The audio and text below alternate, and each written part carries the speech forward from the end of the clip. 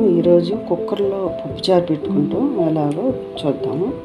ఎటువంటి పొడులు, ఎటువంటి గరం మసాలా వేయకుండా టేస్టీగా పప్పుచారు పెట్టుకునే విధానం ఎలాగో చూద్దాము. దానికి కావాల్సిన పదార్థాలు ఏంటంటే క్యారెట్ ముక్కలు, సొరకాయలో ఇలా గుజ్జు లోపల ఇది ఉంటుంది, గింజలు ఉంటాయి కదా, తీసేసేయాలి.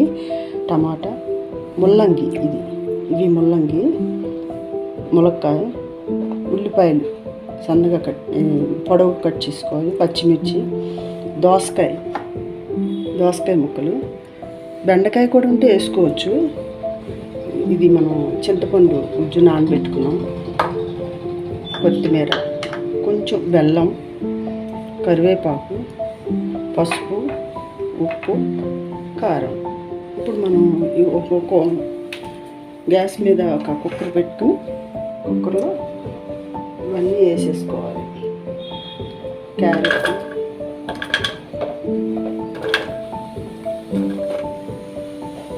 మునక్కాయ, ఇవన్నీ మనం వెజిటేబుల్స్ అన్నీ మనం ఇందులో వేసేసుకోవాలి.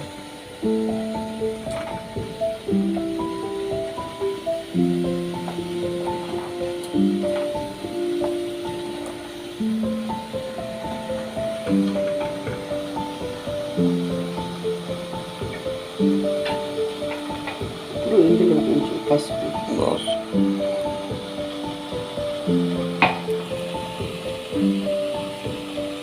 దోసకాయ,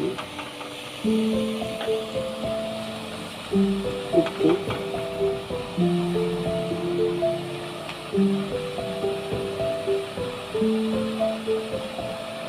కారం,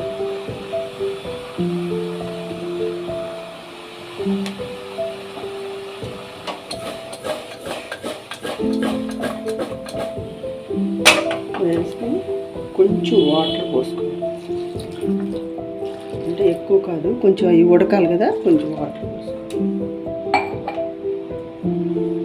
పోసుకొని ఒక్క విజిల్ వచ్చినాక కట్టేసి.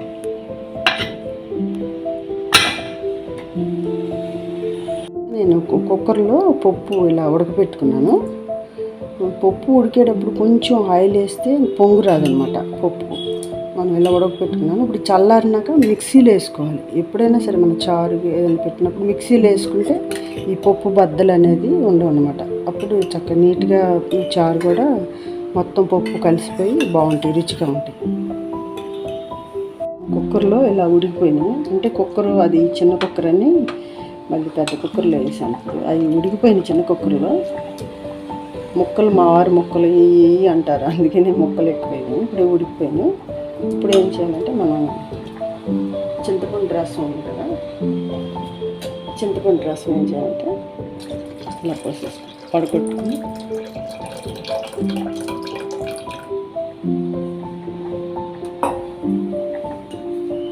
పోసేసుకుని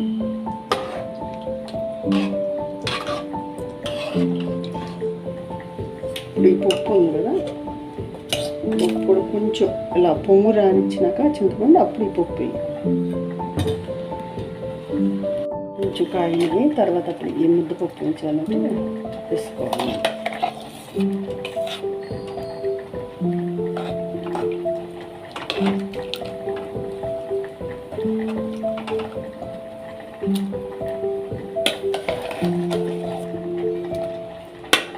మిక్సీలో వేసుకున్నాం కదా, ఇది మెత్తగా నలిగిపోయింది అనమాట. ఇప్పుడు ఇలా వేసుకుని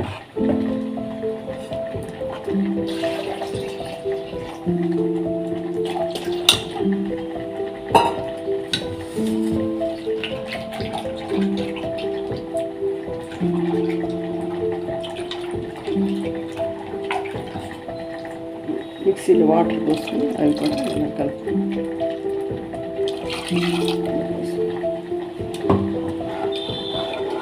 పల్స్గా ఉండాలి పప్పుచారు, మళ్ళీ చిక్కబడిపోతుంది. కొంచెం ఇప్పుడు ఎక్కువ కారం అవసరం లేదన్నమాట. ఏం చేయాలంటే చిన్న బెల్లం ముక్కలు కూడా అది కూడా వేసేస్తాం. కొత్తిమీర కూడా అది కూడా వేసేస్తాం. కరివేపాకు వేసేస్తాం.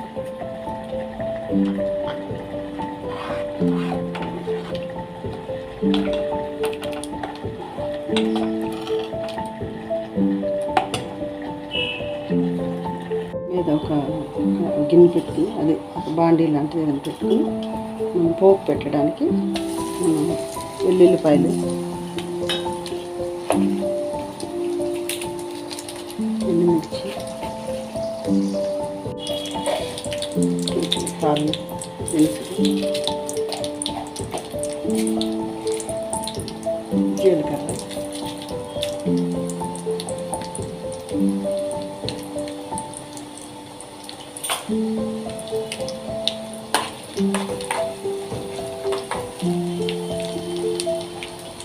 వేగిన తర్వాత కొంచెం ఇంగువ కూడా వేసుకుంటే బాగా టేస్ట్ వస్తుంది.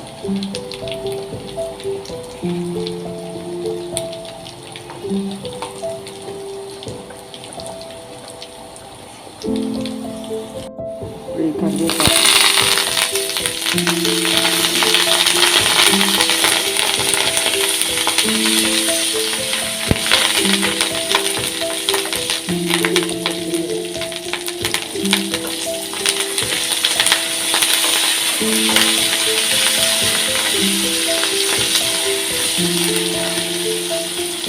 స్టవ్ కట్టేసుకోవాలి. ఇప్పుడు ఇవి మరుగుతున్నాయి కదా,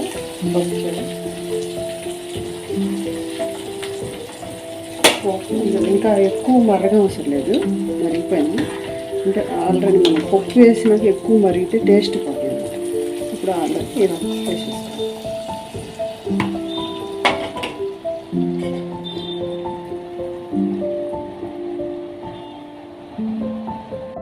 ఎంతో టేస్టీగా పప్పు చారు రెడీ. ఇలా పలచగా ఉండాలన్నమాట. పలచగా ఉంటే మనం చల్లారేలోపు, సాయంత్రం కూడా ఉన్నప్పుడు, చల్లారినప్పుడు ఇంకా చిక్కబడిపోతుంది. అందుకని ఇలా పలచగా ఉంటే చాలా టేస్ట్గా ఉంటుంది. మీరు కూడా ట్రై చేయండి ఫ్రెండ్స్, చాలా బాగుంటుంది ఇలా చేస్తే ఈ పద్ధతిలో.